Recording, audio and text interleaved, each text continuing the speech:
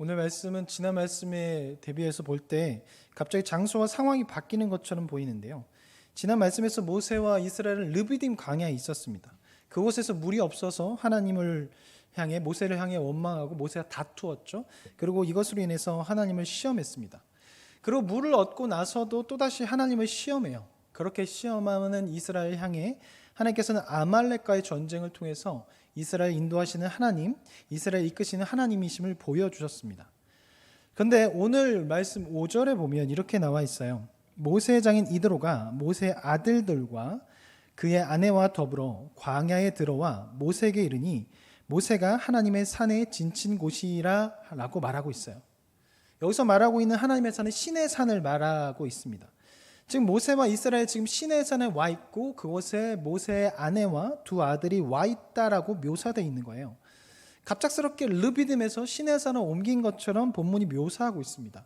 그래서 이것에 대해서 송병현 교수는 뭐라고 이야기하냐면 이 18장의 사건은 19장 이후에 있었던 사건인데 이것이 앞에 당겨져서 기록된 것이다 라고 말하면서 그것에 대한 근거를 여러 가지 이야기하는데 첫 번째는 좀 전에 말씀드린 것처럼 장소가 갑자기 시내 산을 옮겼다는 것이고, 두 번째는 18장 12절에 보면 모세의 장인 이드로가 하나님 앞에 제사를 지내요. 제사를 지내기 위해서는 제단이 필요한 것이죠. 근데 이 시내 산에 있는 제단은 24장 4절에 가서 처음 등장합니다. 근데 아직 24장이 되지 않았어요. 그런데 제사를 지내는 제단이 있다는 것은 24장 이후의 사건을 지금 땡겨서 기록했다라고 볼 수 있다는 거죠. 그리고 세 번째 증거로는 18장의 16절에 보면 모세가 이드로에게 설명을 해요. 하나님의 율례와 법도를 듣기 위해서 이스라엘 백성이 찾아온다라고 그렇게 설명을 하는데, 여기서 말하고 있는 율례와 법도는 율법을 말합니다. 근데 율법이라는 것은 하나님과의 언약 백성, 언약을 맺고 난 후에 얻게 되는 것이 율법이에요. 근데 그 언약은 출애굽기 19장에서 언약을 맺게 되죠. 근데 아직 18장에서는 언약을 맺지 않은 거예요. 그러니까 이 19장은 언약을 맺은 후에 받은 율법, 그 율법을 받은 후에 나타난 사건이라고 볼 수 있는 것이고, 마지막에 신명기 1장 9절부터 17절을 보면 오늘의 사건을 다루고 있거든요. 근데 이 오늘의 사건이 이 한참 이 모세 장인 이드로가 만난 것, 이 제도를 도입한 것에 대해서 나중 사건, 그러니까 시내산을 떠나기 직전에 이 제도를 도입했다라고 신명기에서는 말하고 있는 거죠. 그래서 이것을 통해 보았을 때 모세와 이드로의 만남은 19장 이후, 그러니까 시내산에서 도착하고 율법을 받은 이후에 나타난 사건이라고 볼 수 있는 거죠. 그렇다면 오늘 본문에서는 왜 시기적으로 늦은 사건을 왜 땡겨서 기록하였을까?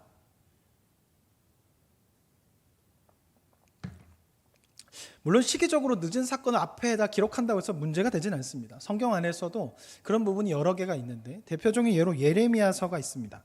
예레미야서 같은 경우는 계속 시대순을 기록하다가 남유다 왕 시드기야 시절에 대해서 이야기하다가 그보다 앞선 왕의 이야기를 뒤에 기록해요. 여호야김과 여호야긴에 대해서 뒤에 이야기하죠. 성경은 시대순으로 기록하기도 하지만 그렇지 않을 때도 있어요. 그러니까 성경이란 것 자체가 시대순을 정확하게 기록하기 위한 것이 아니라 하나님의 일하심과 그 일하심 가운데 말씀하신 그 하나님의 뜻을 전달하기 위해서 기록한 것이지 시대순을 정확하게 그 전달하기 위해서 기록한 책은 아니에요. 그렇다면 왜 이도로와의 만남을 먼저 기록했을까? 먼저 그것은 17장에 나오는 이방 민족 아말렉 족속과 비교하기 위해서요. 같은 이방 민족이에요. 그런데 하나님의 백성과 하나님을 대하는 태도가 서로 다른 것을 비교하기 위해서 이도로의 사건을 먼저 기록하고 있는 거죠. 앞서 17장에서 아말렉 족속이 어떻게 하죠? 비열하고 야비한 방법으로 이스라엘 약탈하고 무너뜨리려고 했습니다. 근데 분명히 아말렉 족속은 하나님에 대해서 들었을 거예요. 하나님의 백성 이스라엘에 대해서 들었을 거예요. 그럼에도 불구하고 그들은 하나님을 무시하고 하나님의 백성인 이스라엘을 공격했던 것이죠.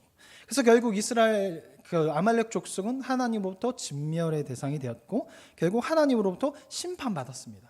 그런데 이도로는 이방인임에도 불구하고 아말렉과는 다른 반응을 보이죠.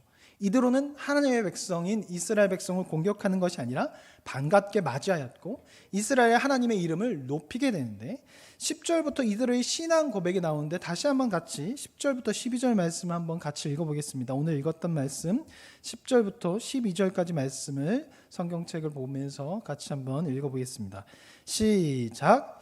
이드로가 이르되 여호와를 찬송하려노다. 너희를 애굽 사람의 손에서와 바로의 손에서 건져내시고 백성을 애굽 사람의 손 아래에서 건지셨도다. 이제 내가 알았도다. 여호와는 모든 신보다 크심으로 이스라엘에게 교만하게 행하는 그들을 이기셨도다 하고 모세의 장인 이드로가 번제물과 희생제물들을 하나님께 가져오매 아론과 이스라엘 모든 장로가 와서 모세의 장인과 함께 하나님 앞에서 떡을 먹으니라. 지금 이드로가 애굽으로부터 이스라엘 구원하신 하나님을 찬양하고 있어요. 마치 자신의 백성을 구원하신 것처럼 하나님의 이름을 높이고 있습니다. 그뿐만 아니라 11절 말씀을 보면 이제야 내가 알았도다라고 말하고 있는데 여기서 말하고 있는 알았도다는 히브리어 동사 야다가 사용됐습니다. 이 야다라는 동사는요 그냥 아는 것이 아니에요. 그냥 뭐 들어서 아는 것이 아니라 경험하여서 알게 된 것을 나타낼 때 히브리어 야다가 사용됩니다. 그래서 부부관계에서 야다가 사용될 때는 성관계를 맺다라는 그런 의미를 가지고 있어요. 즉 이 야다라는 것은요 여기서 말하는 지식이라는 거 알게 됐다는 것은 친밀함을 통해서 경험을 통해서 관계를 통해 알게 되었다라는 것을 나타내는 거죠. 즉 하나님을 내가 경험해서 당신의 고백을 통해서 하나님을 경험해서 내가 알게 되어서 하나님을 알게 되었다. 하나의 신앙 고백이라고 볼 수 있는 거죠.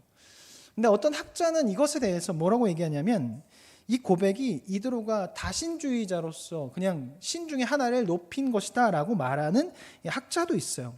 당시에 이스라엘 제외하고 대부분의 나라 사람들은 다신주의적 생각을 가지고 있었습니다. 이 신도 섬기고 저 신도 섬기고 그러다 조금 다른 민족은 그 중에 하나만을 섬기는 일신론주의자들도 있었지만 이스라엘만 특이하게 유일신론, 신은 없고 하나님만이 신이시다라고 하면서 하나님을 믿는 것이 이스라엘이었습니다. 근데 당시엔 별난 것이었어요. 그래서 이것을 토대로 이드로가 다신주의자로서 그냥 여러 신 중에 하나인 하나님을 찬양했을 것이다라고 그렇게 말해요.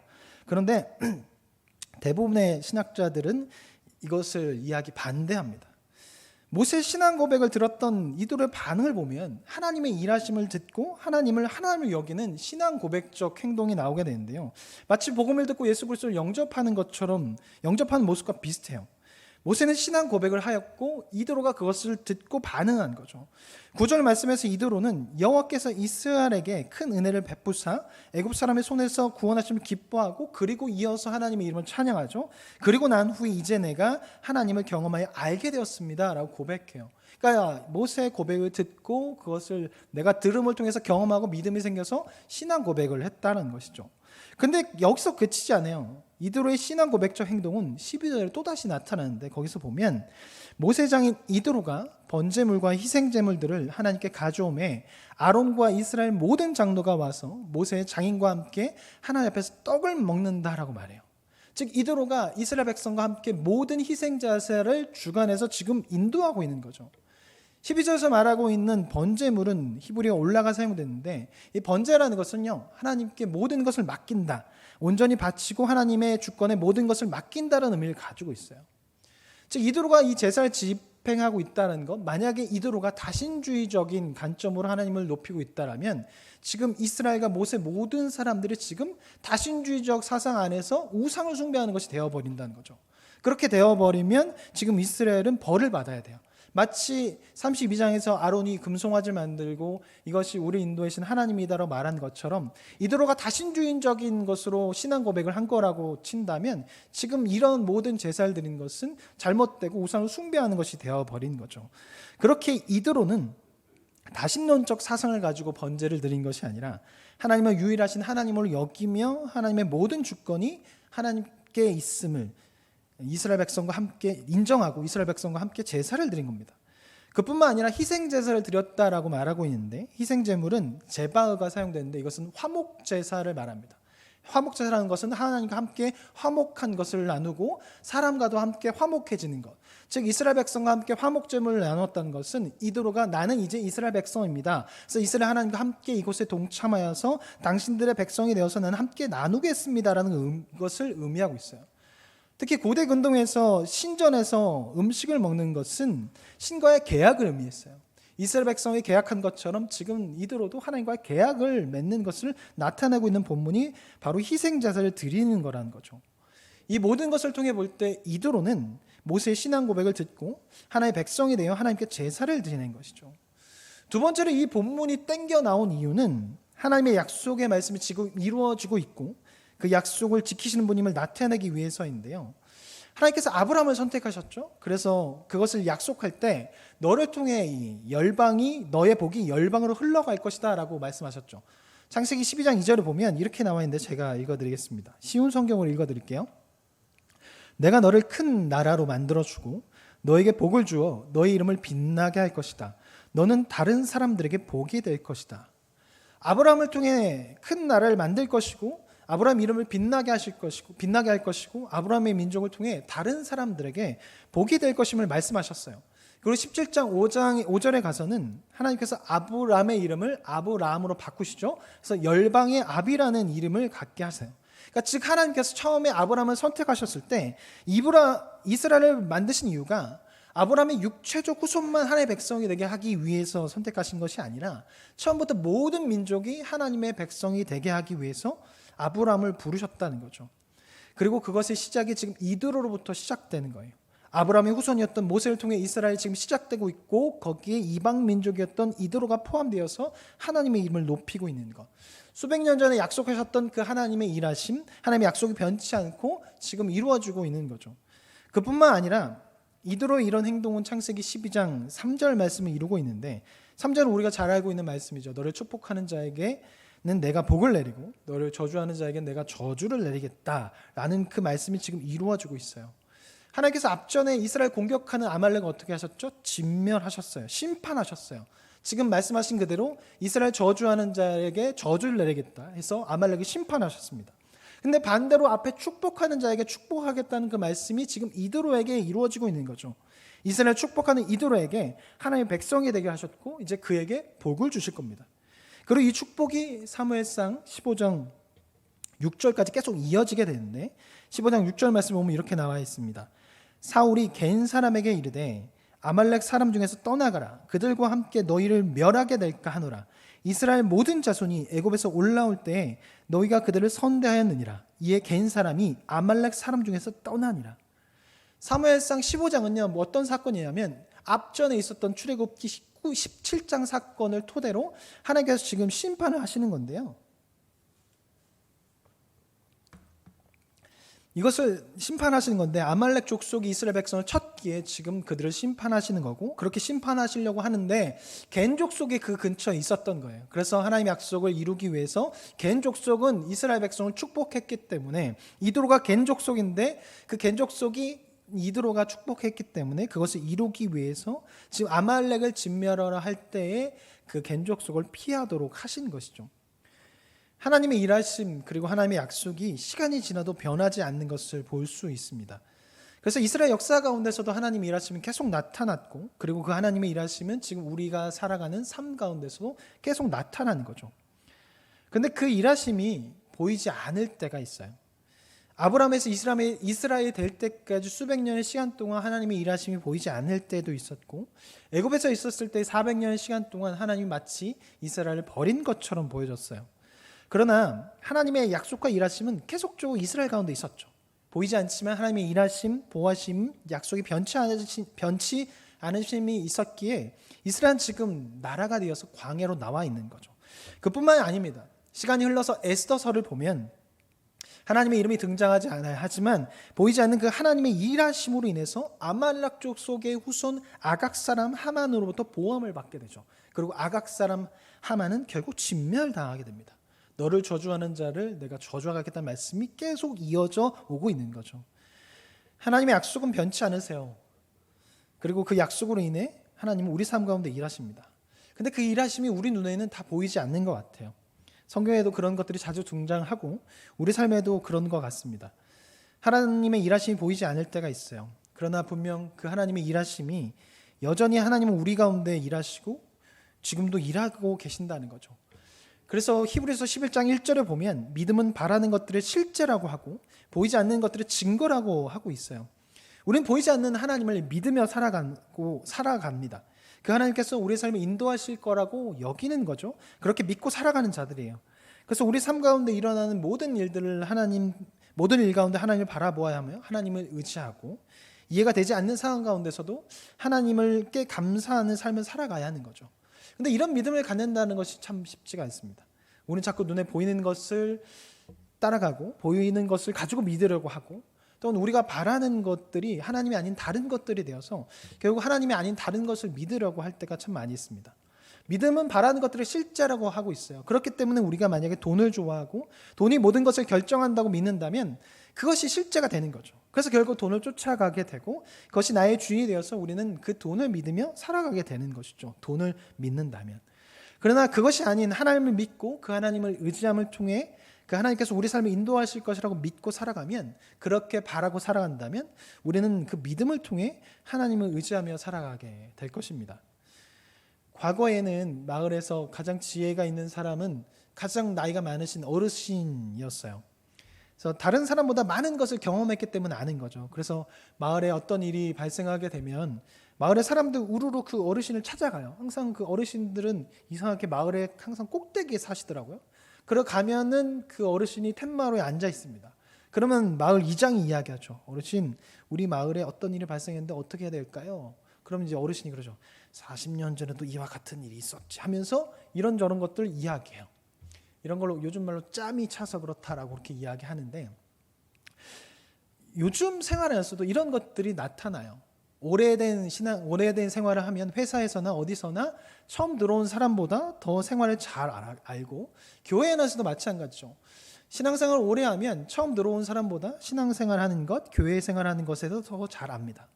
믿음이라는 것도 그런 것 같아요. 물론 다 그렇지는 않습니다. 신앙생활을 오래 했다 하더라도 믿음이 좋은 것은 아니지만 좋은 경우도 참 많은 것 같아요.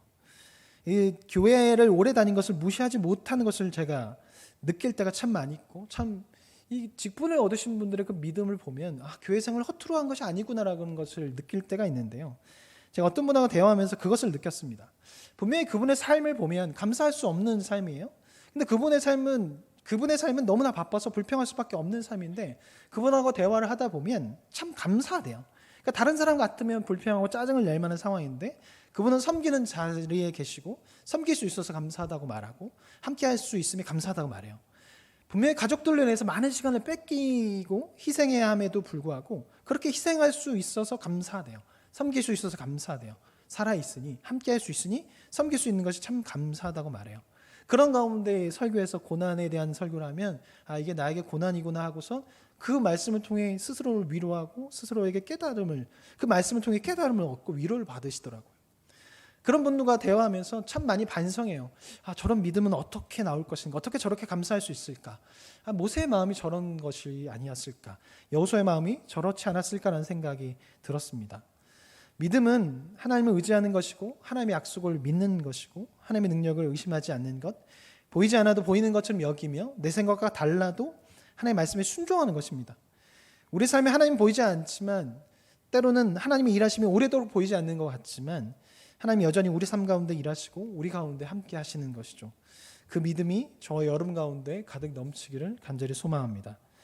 두 번째로 2, 3절 말씀을 보면 모세장이 모세가 돌려보냈던 아내와 두 아들을 데리고 오는 장면이 나오는데, 근데 이 상황을 좀 잘 살펴봐야 돼요.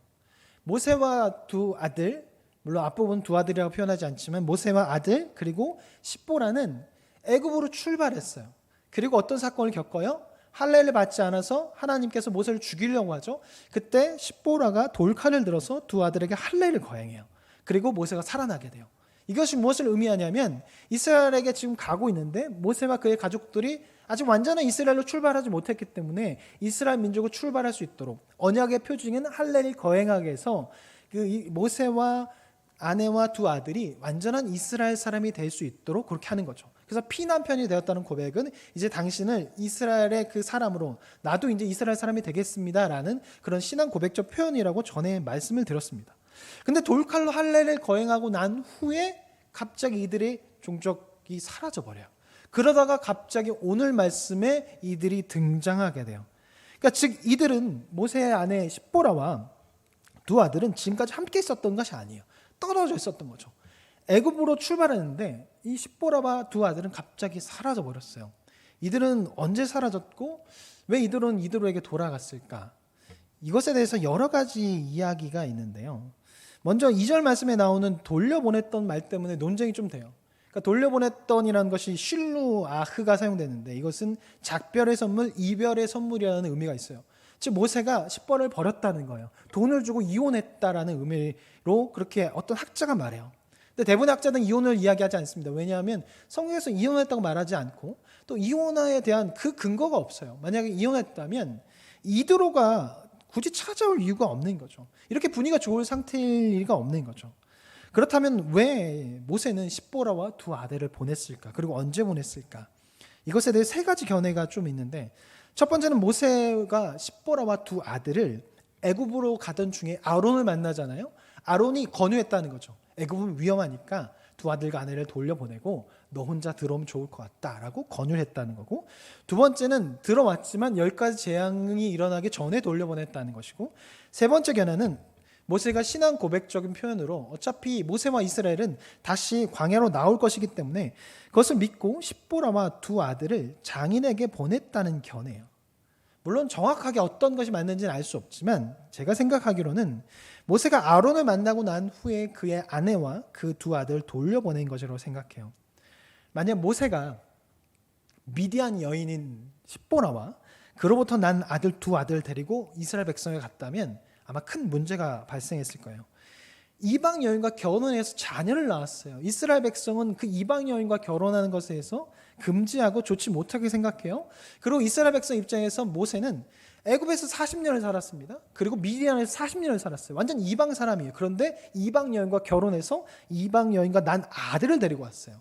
그러면 상당히 좋지 못해서 모세가 하는 얘기를 들을 생각을 아마 하지 않았을 거예요.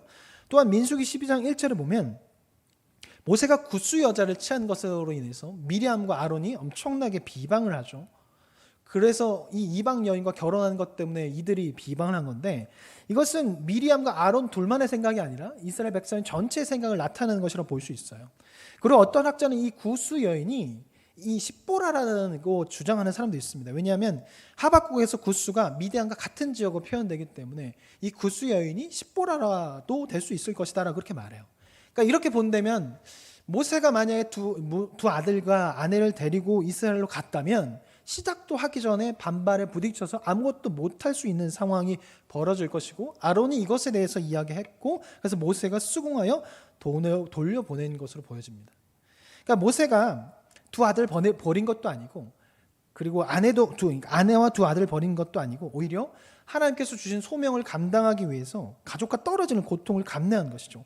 그리고 이제 그렇게 떠나보낸 아내와 두 아들을 만나게 된 거예요. 그리고 보낼 때 이 둘째 아들에 대해서 나오지 않은 앞에 부분에서는 그냥 아들이라고 말하는데, 둘째 아들의 이름을 보면 이 모세가 그냥 보낸 것이 아니라 자신의 신앙 고백을 모세의 아들, 둘째 아들의 이름에 담아서 이름을 지어서 보낸 것을 보여주는데, 둘째 아들의 이름이 무엇이냐면 하나님께서 나를 도우사 바로의 칼에서 구원하셨다라는 뜻의 엘리에셀이라고 지었어요. 그러니까 모세는 지금 애굽으로 들어가요. 그리고 아들은 돌려보내요. 그런데 돌려보낼 때 그 아들의 이름이 무엇이에요? 바로의 칼에서 구원하셨다. 아직 벌어지지 않았어요. 아무것도 보이지 않아요. 그런데 돌려보내면서 애굽으로 들어가요. 그 이름은 애굽에서 바로의 칼에서 나를 구원하셨다라는 의미를 가진 아들을 돌려보내요. 신앙 고백인 거죠. 아직 승리하지 않았지만 승리할 것이라 여기고 아들을 돌려보내고 너 잠시 만나자. 네 이름대로 내가 바로의 칼로부터 건짐받고 하나님부터 구원받고 이스라엘 백성을 데리고 갈 거야 라는 의미로서 아들의 이름을 지었다는 거죠. 그리고 이제 그것이 실제로 이루어져서 그 아들을 만나게 돼요. 모세는 믿음으로 아들의 이름을 지었고 출발 당시에는 승리가 전혀 보이지 않았지만 약속을 지키실 거라는 믿음을 가지고 출발한 것입니다. 그리고 이제 그것이 이루어진 것이죠. 믿음은 보이지 않지만 하나님을 의지하며 하나님의 약속을 믿고 하나님의 능력을 믿어 보이는 것처럼 여기며 움직이는 것입니다. 모세는 그렇게 움직였죠. 지금 이제 눈앞에 그것을 보고 있어요. 보이지 않는 상태에서 움직였지만 이제 눈앞에 그것이 보이고 있습니다. 그동안 보고 싶었던 아내와 두 아들을 보게 됨을 통해서 뜻이 이루어졌다는 것, 그리고 오랫동안 못 봤던 가족을 만남을 통해서 위로도 얻게 되었습니다. 사랑하는 남북교회 성도 여러분, 하나님 지금도 일하고 계시고 여전히 우리와 함께 계십니다. 지금 보이지 않아서 잘 모르지만 분명히 일하고 계신 거죠. 그리고 하나님의 때에 모세에게 눈으로 보여주신 것처럼, 그리고 만남을 통해 위로하신 것처럼 우리의 삶에도 분명히 그런 일이 일어날 것입니다.